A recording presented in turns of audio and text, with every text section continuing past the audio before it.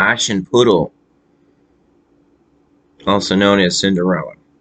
There was once a rich man whose wife lay sick, and when she felt her end drawing near, she called to her only daughter to come near her bed, and said, "Dear child, be pious and good, and God will always take care of you, and I will look down upon you from heaven and will be with you." And then she closed her eyes and expired. The maiden went every day to her mother's grave and wept, and was always pious and good. When the winter came, the snow covered the grave with a white covering, and when the sun came in the early spring and melted it away, the man took to himself another wife.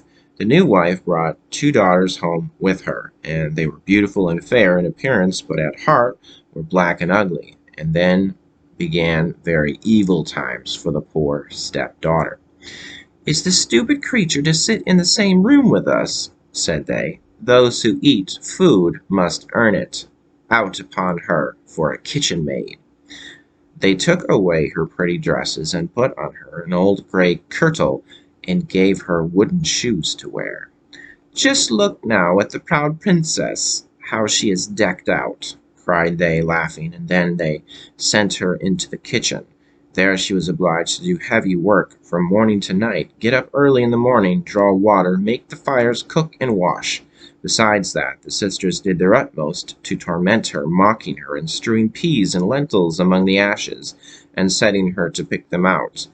In the evenings, when she was quite tired out with her hard day's work, she had no bed to lie on. She was obliged to rest on the hearth among the cinders.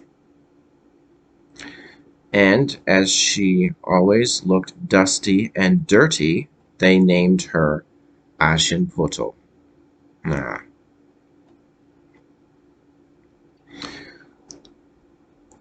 It happened one day that the father went to the fair, and he asked his two stepdaughters what he should bring back for them.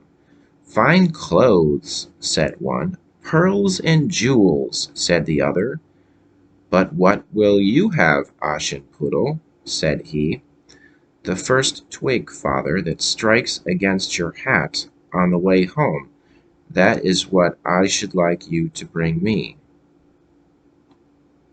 So he brought for the two stepdaughters fine clothes, pearls, and jewels, and on his way back, as he rode through a green lane, a hazel twig struck against his hat, and he broke it off and carried it home with him.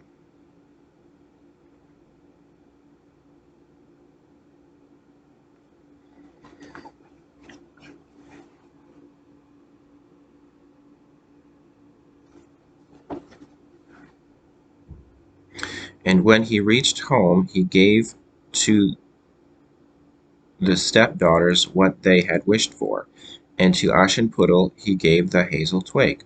She thanked him and went to her mother's grave and planted this twig there, weeping so bitterly that the tears fell upon it and watered it, and it flourished and became a fine tree.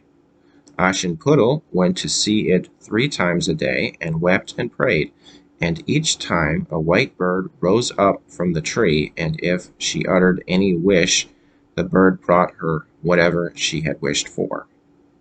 Now it came to pass that the king ordained a festival that should last for 3 days, and to which all the beautiful young women of that country were bidden, so that the king's son might choose a bride from among them.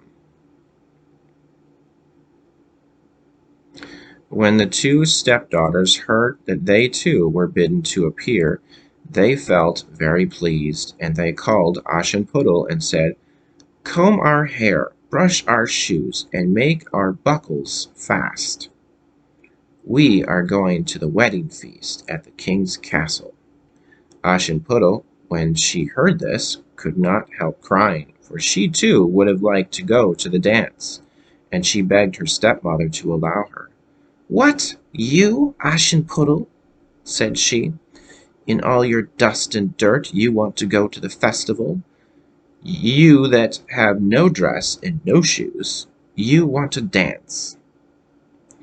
But as she persisted in asking, at last the stepmother said, I have strewed a dish full of lentils in the ashes, and if you can pick them all up again in 2 hours, you may go with us. Then the maiden went to the back door that led into the garden and called out,